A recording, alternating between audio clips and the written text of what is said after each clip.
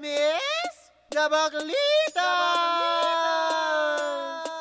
With Tita Cora and Kapitana Sisa. Same, pero iba. We are number 106.7 Energy FM. Panggawag mong sabihin radyo, sabihin mo correct. At syempre gusto ko munang batiin ang lahat ng ating mga pangga, especially ang aming engineering team na nakikinig sa Torre ng Estrata. Sa Torre! Oh, nasa Torre, 'di ba? Ingat sa kidlat, 'di ba? Nakakaloka. Hello po, all the way from Strata sa Ortigas. O, diba? Ang mga masugid namin tagapakinig. Diba? Ang aming engineering team. Sila Rolito, si Rolando, si June, si Recto, si Sir Cliff, si James. Tama ba? O, may na-miss ba ako ng bonggang-bongga? Pero, 'di ba, sa lahat pa rin po ng ating mga pangga na nakatutok pa din talaga sa atin. Nako, eto na ang pagkakataon nyo dahil may chance kayong manalo ng wait lang kasi 'di ba, mag-change outfit tayo. Akala nyo akala nyo hindi ako prepared Prepared to, 'di ba? Dahil oras na para sa ating Pangga Bingo Plus Panalo! OMG, Tita Cora! Yan, welcome back! How are you naman? Kamusta naman ang pagbabakasyon? Si Bingbing pala yan, sorry. Mali! Hindi siya si Tita Cora, si Bingbing. Diba? Na nakakaloka yan. Naku, ito na dapat mong pakatandaan para, alam mo yun, magkaroon ka ng chance ang manalo ng 500 pesos. Wala kayo ba pwedeng gawin kung hindi tatandaan lang ang numero ng bola na aking kakawkawin. Kakawkawin! Mali! Hindi mo kakawkawin. Paiikot-ikutin lang na nakakaloka. Nako, eto na guys. Nakikita nyo, umiikot-ikot ang mga bola sa loob ng fishbowl na yan. Hindi ba? At syempre mga pangga, pinapaalala pa rin natin sa lahat meron tayong mga bagong kagigiliwan sa Bingo Plus, ang Pinoy Drop Ball. Kaya kung wala ka pang Bingo Plus app sa inyong mga cellphone, nako guys, download na at mai-enjoy nyo yan. Pero syempre, gaming is 21 years old and above. Keep it fun.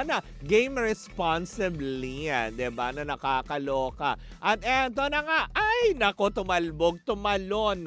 Alam mo, ngayon ako nakakita ng bolang tumatalbog. Oo, nakakaloka. Ha? Ngayon ka lang talaga nakakita. Hindi ba yung basketball, volleyball, ping-pong, tennis, di ba? Ang daming bolang tumatalbog. Ano ka akla, di ba, na nakakaloka? So, eto na, bago pa mapunta sa kung saan naman ang usapin ang Bingo Plus lucky number for the day natin para sa programang Baklitas ay 36. Wala kayo pwedeng gawin kung itatandaan lamang ang numerong 36, diba? Dahil mamaya sa programa ni Kuya Chico, mamayang gabi, kailangan mo lang din antayin ang kanyang hudyat kung saan at kailan ka pwedeng tumawag habang siya ay nagpapaikot ng kanyang mahiwagang roleta. Mali! Hindi kanyang mahiwaga kung hindi roleta ng kapalaran. Mali ulit! Diba? Roleta kung saan nandun yung aming mga pagmumukha bawat programa sa buong araw na ito. Kung sakaling matapat sa programang Baklitas, kailangan nyo lang masambit ang numerong 36. So, diba, nakakaloka? But anyways, mga pangga, yan po muna ang ating pangga Bingo Plus Panalo. Hatid yan sa atin ang Bingo Plus. Bingo sa saya, plus sa panalo! Panalo! Ganun talaga kataas yun. Baita Cors! Ayan. Ay, hindi si Bingbing pala. Sorry. Classic talaga. Sorry, Bingbing. Ayan. Anyways, nako mga pangga, eto na pinapakantabayanan ng lahat. 'Di ba? Ang chikang malupet. 'Di ba? Na walang kasing lapet. O, 'di ba?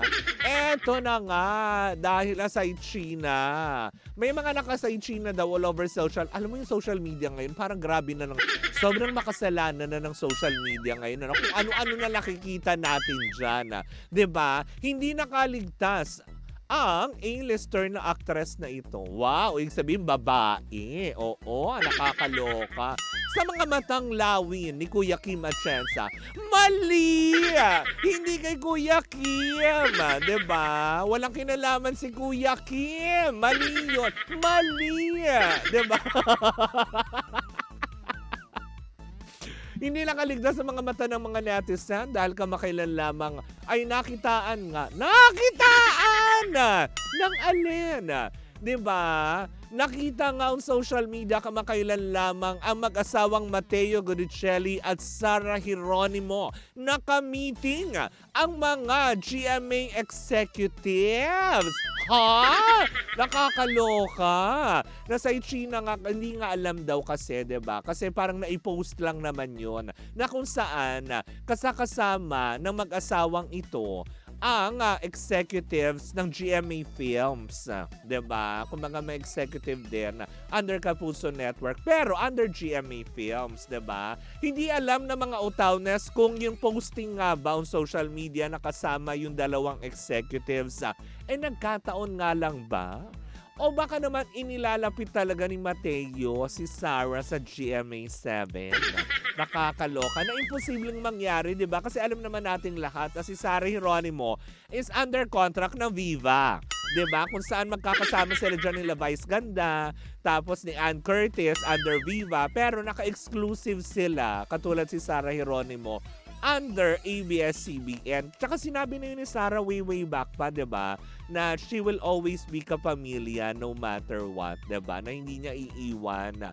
Willing naman siyang tumanggap at gumawa ng mga proyekto sa ibang mga networks. Pero kung sabihin mong lilisanin niya para lumipat sa ibang bakuran, mukha pa yatang, alam mo yun, malabo pa sa sikat ng araw yan ngayong araw na ito, lalo pat ulan ng ulan, 'di ba? Na nakakaloka. Pero yun na nga, 'di ba? Excuse me po. Yan.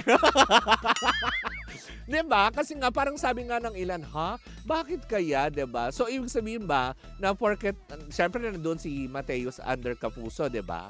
So para bang ano to? Parang tipong ano to, same din bang scenario katulad nung nangyari dati kay Ogie Alcacid nang itinawid ni Ogie Alcacid si Regine Velasquez from Kapuso Network to ASAP? Ganun ba to, 'di ba? Pero sabi naman ng ilan, since it's GMA Films, wala tayong dapat ipangamba. Kasi kung GMA Films ang ka-meeting niya, ibig sabihin pelikula yung gagawin. 'Di ba? Kung sakali naman din. Hindi naman siya na nakipag-meeting kay attorney attorney Annette Gozon. So sabihin ko sana Guanzon. Sorry, mali! Gozon. Felipe Gozon. Ayan, kay na Sir Felipe. Hindi naman yun yung mga ka-meeting nila. 'Di ba? Mga taga-GMA Films naman. And diba, to think ang tagal na rin na hindi gumagawa ni Sarah Geronimo ng pelikula. And sobrang namimiss din naman siya. Tandaan naman natin, mga pelikulang ginawa naman niya talaga. Wala mo yun, wala ni isang hindi nag-blockbuster, 'di ba, ng bongga. 'Di ba? Mapa Coco Martin man yan, mapa John Lloyd Cruz, 'di ba? At kung sino-sino pa yung mga nakasama na niya sa pelikula, 'di ba? Na kinagiliwan naman talaga ng mga tao. Siguro naman yung pag-dinner naman na yon, parang sinasabi kasi ng ibaan ba yun? Nagkataon nga lang ba na nandun yung mag-asawa at nagkita-kita sila? Or baka naman talagang meeting?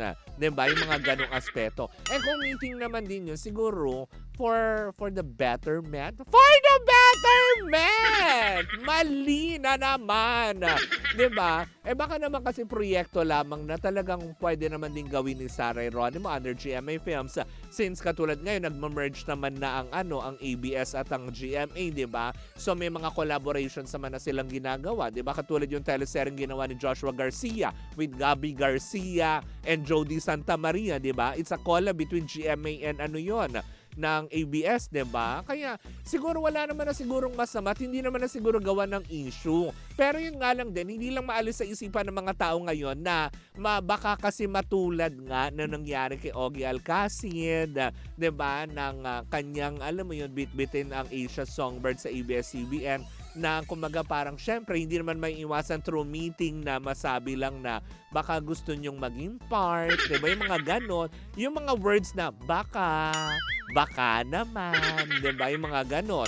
Eh hindi naman din natin maalis kasi syempre bilang, alam mo yung asawa, si Mateo, diba? Baka naman din gusto lang din niya makapiling na yung asawa niya na under same network sila. Pero syempre, hindi rin naman din niya mapipilit kung ano yung gusto din naman ng kanyang asawa, diba? Kumbaga, magkakaroon naman din niya ng compromise. In fairness. Compromise na, diba? Malam mo, mag-compromise sila na, sige, diyan ka na lang, dito ako, para parehas tayong happy. Diba? Malam mo, ganun naman, diba? Well, kung ano man din niya, kung ano niluluto nila, unang-una, wala tayong pake. Pangalawa, diba? Hindi tayo kasama dun sa lunch na yon. Hindi tayo in-invite. Nakakaloka.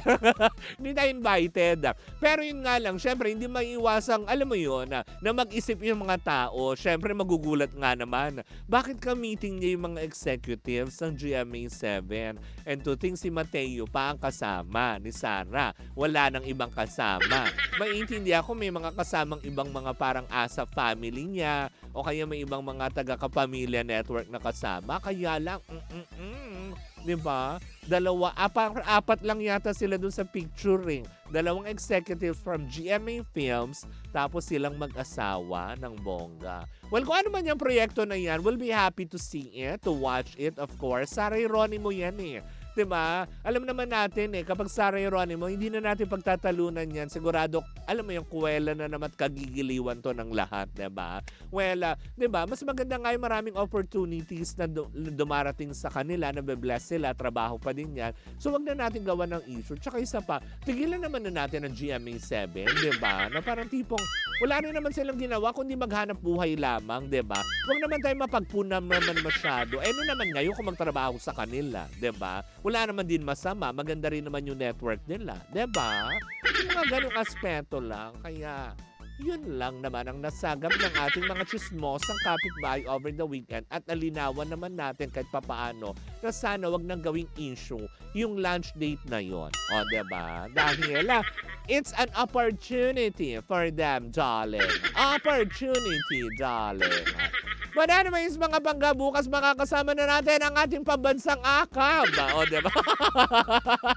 Na si Tita Cora magbabalik na siya galing sa kanyang birthday, long weekend birthday celebration. Nakakaloka, diba? Well, in the meantime, ako pumali sa Kapitana Sisa sa ngalan ng aking partner, si Tita Cora. We are still same, pero iba! Tuloy-tuloy pa rin po ang ating tugtugan. Siyempre, dito po lamang yan sa number 106.7 Energy FM. Panggawag mong sabihin radyo, sabihin mo...